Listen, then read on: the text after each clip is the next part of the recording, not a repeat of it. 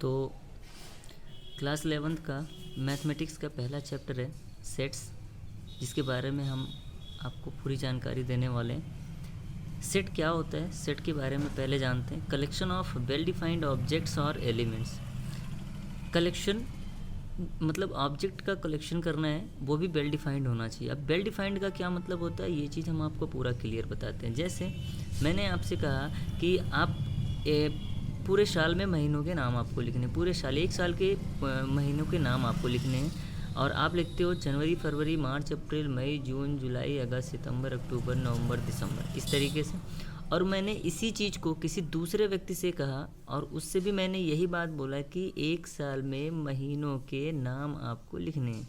तो उस व्यक्ति ने भी क्या किया, वही नाम लिखा, यानी कि जनवरी, फरवरी, मार्च, अप्रैल, मई, जून, जुलाई, अगस्त, सितंबर, अक्टूबर, नवंबर, दिसंबर। ठीक है। फिर तीसरे व्यक्ति को भी मैंने यही बात बोला, उसने भी यही सारी चीज़ें सेम लिखा। तो वेल डिफाइंड का मतलब होता है कि एक व्यक्ति या उससे अधिक व्यक्तियों के द्वारा एक ही बात को सेम तरीके से लिखना वेल डिफाइंड कहलाता है। बात समझ रहे हैं?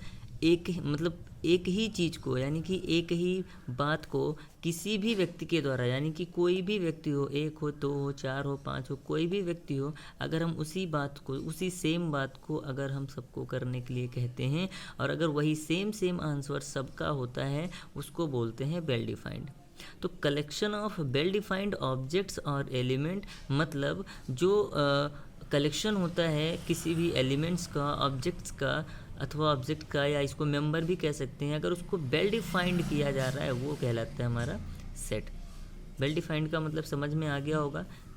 ठीक है। किसी एक ही बात को किसी भी व्यक्ति के द्वारा एक ही तरीके से आंसर देना वेल डिफाइंड कहलाता है। मतलब उन सभी व्यक्तियों को उस चीज़ के बारे में सेम तरीके से ही बताया गया है, इसीलिए उन्होंने सेम तरीके से उस चीज़ को लिखा। अब जैसे मैं बोल दूं कि भाई आपको वॉवेल लिखने हैं, इंग्लिश अल्फ़ाबेट के वॉवेल लिखने हैं, तो व्यक्ति क्या करता है, एक व्यक्ति को मैंने बोला तो उसने सेट बनाया। सेट क्या बनाया, सेट में बनाया AEIOU।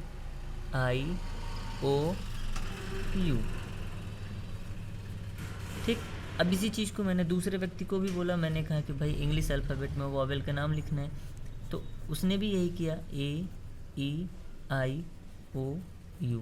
तीसरे व्यक्ति को बोला, तीसरा व्यक्ति ने भी यही चीज़ किया, मैंने कहा उसको वॉवेल के नाम लिखने हैं अल्फ़ाबेट, इंग्लिश अल्फ़ाबेट के, तो उसने भी यही लिखा। तो ये चीज़ देख रहे हो आप, ये चीज़ सेम चीज़ें, कहने का मतलब एक ही बात को तीनों ने सेम तरीके से लिखा है, इसी चीज़ को हम बोलते हैं वेल डिफाइंड। तो collection of well defined objects और एलिमेंट्स आर कॉल्ड सेट्स। तो ये क्लियर हो गया। एलिमेंट्स क्या होते हैं, the objects in set are called its member of are elements. तो जो ऑब्जेक्ट्स होते हैं सेट के अंदर, यानी कि सेट में लिखे जाते हैं, ये देख रहे हैं आप, ये 2, 4, 6, 10, ये क्या है, ये एलिमेंट्स हैं। मतलब करली ब्रैकेट के अंदर जो भी चीज़ें लिखी जाती हैं, जो भी अंक लिखे जाएंगे, जो भी अक्षर लिखे जाएंगे, वो सब एलिमेंट्स होंगे। ठीक है। और यहाँ बाहर A या B कैपिटल में लिखा हुआ होगा तो वो सेट कहलाता है। तो नोटेशन ऑफ सेट जो होता है वो कैपिटल में लिखा जाता है। ठीक है। जैसे यहाँ पे लिखा है set will always be shown in capital letter. मतलब सेट को हम हमेशा कैपिटल लेटर में दिखाते हैं, चाहे A लिखा जाए, B, C, X, Y, Z, ये कैपिटल लेटर में ही होंगे। ठीक है, सेट को। जबकि एलिमेंट्स जो होंगे, अगर वो इंग्लिश अल्फ़ाबेट में हैं तो इंग्लिश अल्फ़ाबेट में उनको स्मॉल लेटर में लिखा जाता है एलिमेंट के रूप में। मतलब करली ब्रैकेट के अंदर एलिमेंट के रूप में उनको स्मॉल लेटर में लिखा जाता है। अब ऐसे ही कुछ स्टैंडर्ड नोटेशन है, some standard notation of some special sets.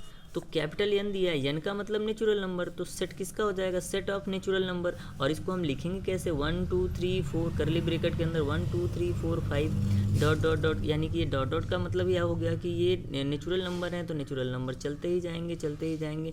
ठीक है, इन्फिनिटी तक। ठीक। फिर उसके बाद आता है W set of whole numbers. 0 whole number आपको पता है 0 से स्टार्ट होता है, 0 1 2 3 4 5 डॉट डॉट। ठीक है, ये सेट ऑफ होल नंबर है। इसी तरीके से जेड या अथवा आई लिखा हो और आई लिखा हो तो आई का मतलब इंटीजर, तो सेट ऑफ ऑल इंटीजर्स। अब इंटीजर्स निगेटिव भी होते हैं पॉजिटिव भी होते हैं, तो डॉट डॉट करके -2 -1, अभी डॉट डॉट किया गया किसके आगे -4 -3 रहा होगा, 0 1 2 डॉट डॉट डॉट, इसके आगे भी जो है बहुत सारी संख्याएँ रहेंगी, ये सब इंटीजर होते हैं क्योंकि इंटीजर निगेटिव भी होता है, जीरो भी होता है, पॉजिटिव भी होता है। क्यू का क्या मतलब है, क्यू का मतलब रेशनल नंबर है यहाँ पर, set of rational number. Rational number क्या होता है, पी अपॉन क्यू का फॉर्म होता है, ये आप जानते भी हैं, और पी और क्यू बिलोंग्स करता है जेड से, ठीक, ये बिलोंग का साइन होता है, ठीक, क्यू और जेड का क्या मतलब है, अभी जेड आपने ऊपर पढ़ा, जेड क्या होता है, इंटीजर्स होते हैं, ये इंटीजर्स हो सकते हैं, ठीक है, पी आर क्यू इंटीजर्स से बिलोंग कर सकते हैं, और Q is not equal zero. Rational number तो यही होते हैं ना, पी अपॉन क्यू आपने 10th क्लास में पढ़ा है, पी अपॉन क्यू के रेशनल नंबर क्या होते हैं, 9th क्लास में पढ़ा, रेशनल नंबर क्या होते हैं, जो पी अपॉन क्यू का फॉर्म दें और क्यू नॉट इक्वल जीरो हो, ठीक।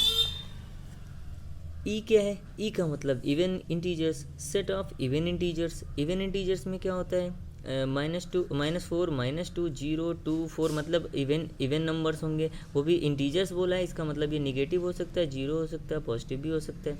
ऐसे ही ओ का मतलब हो गया ऑड इंटीजर्स, ऑड इंटीजर्स के लिए बोला है तो -3 -1 0 1 3 5 कॉमा डॉट डॉट करके, ठीक। आर का क्या मतलब है, आर का मतलब है set of real numbers. Real numbers में क्या होता है, रियल नंबर्स में रेशनल इरेशनल सारी संख्याएं होती है, सारी चीज़ें रियल नंबर्स हैं, नेचुरल नंबर भी रियल नंबर में आ जाता है। X, where x is rational और इरेशनल कह सकते हो। अब सबसे मेन बात, एक सिंबल है जिसका नोटेशन आप पढ़ोगे इसमें, एप्लीकेशन ऑफ सिंबल, ये जो साइन है ना इसको एप्सिलॉन बोलते हैं, इसको एप्सिलॉन बोलते हैं एंड नॉट एप्सिलॉन बोलते हैं, ठीक है। तो क्या है, the symbol epsilon stand for belongs to, मतलब ये जो एप्सिलॉन का साइन है इसको हम बिलोंग्स टू भी कह सकते हैं, मतलब किसी के साथ बिलोंग्स करना, अभी एग्जांपल से आप समझोगे। और इज़ एन एलिमेंट ऑफ, यानी कि वो उस मतलब सेट का एलिमेंट है, ठीक है। एप्सिलॉन का मतलब यही है कि वो इस सेट का एलिमेंट होगा, इसका मतलब है are is a member of, ये मेंबर भी है, मेंबर और एलिमेंट एक ही बात है। Where the symbol epsilon not stand for does not belongs to, मतलब एप्सिलॉन नॉट का मतलब होता है डज नॉट बिलोंग्स टू, मतलब वो उससे बिलोंग नहीं करता है। और is not an elements of, belongs नहीं करता, is not an elements of, वो उसका एलिमेंट नहीं है, वो उस सेट का एलिमेंट नहीं है। इज़ नॉट अ मेंबर, मतलब ये इतनी बातें इस एप्सिलॉन नॉट एप्सिलॉन को कहा जाता है, ठीक है। अब जैसे एग्जांपल क्या है, मैंने मान लीजिए एक एग्जांपल ले लिया, ए इक्वल इन करली ब्रैकेट 2 4 8 10 12। अब आपसे एक लिया गया कि आपको ये बताना है 8 क्या ए सेट ए में बिलोंग करता है। आप यहाँ पे ध्यान दीजिए, जो सेट में लिखा है वो एग्जैक्टली सेट से, मतलब ए जो सेट है वो उससे बिलोंग्स करेगा, जो भी एलिमेंट्स सेट के अंदर होंगे वो सेट ए से, यानी कि ये ए के ही सेट हैं तो ये ए से बिलोंग करेंगे। जैसे 8 को बोला 8 ए से बिलोंग कर रहा है, बट 14 क्या 14 इस सेट में है, 14 नहीं है इस सेट में, तो ये ए से बिलोंग नहीं करेगा। एंड मेनी वन, ऐसे ही बहुत सारी चीज़ें हैं, मतलब आपको ध्यान यही रखना है जो करली ब्रैकेट के अंदर मिलेंगी सारी चीज़ें वो आगे लिखे सेट के सेट से बिलोंग करेगा। जैसे मैंने लिख दिया, मैंने ये चीज़ लिखा कि मैंने नेचुरल नंबर लिखा है, जैसे मैंने ये सेट है, मैंने नेचुरल नंबर लिखा है 1 2 3 5 6 7 8 9 10 तक हमने नंबर लिखा। अब मैं आपसे एक सवाल ये कर रहा हूँ कि इसमें 3 क्या है, 3 बी से बिलोंग करेगा, जी हाँ बिल्कुल बिलोंग्स करेगा, आप लिखेंगे बिलोंग्स टू बी। लेकिन मैं बोलूँ 13 क्या बिलोंग्स करेगा, बी के साथ 13 है ही नहीं है इसमें एलिमेंट में, तो आप इसको क्या करोगे, नॉट बिलोंग्स कर दोगे। ये बात आपको क्लियर समझ में आ रहा होगा, ठीक है। इसी तरीके से होता है बिलोंग्स एंड नॉट बिलोंग्स। फिर उसके बाद है मेन, आपका जो एक्सरसाइज फर्स्ट में है वो एक्सरसाइज फर्स्ट की ही सारी चीज़ें आपको बता रहा हूँ मैं।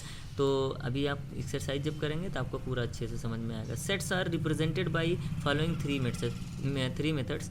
सेट को जो है 3 मेथड से रिप्रेजेंट किया गया है। कौन कौन से हैं, ये थोड़ा सा रोस्टर फॉर्म है, इसी को हम टेबुलर फॉर्म कहते हैं। सेट बुल्डर फॉर्म, इसी को हम रूल मेथड भी कहते हैं। उसके बाद है डिस्क्रिप्शन मेथड, ठीक है। इनके सब के बारे में हम अच्छे से जानते हैं। डिस्क्रिप्शन मेथड क्या होता है,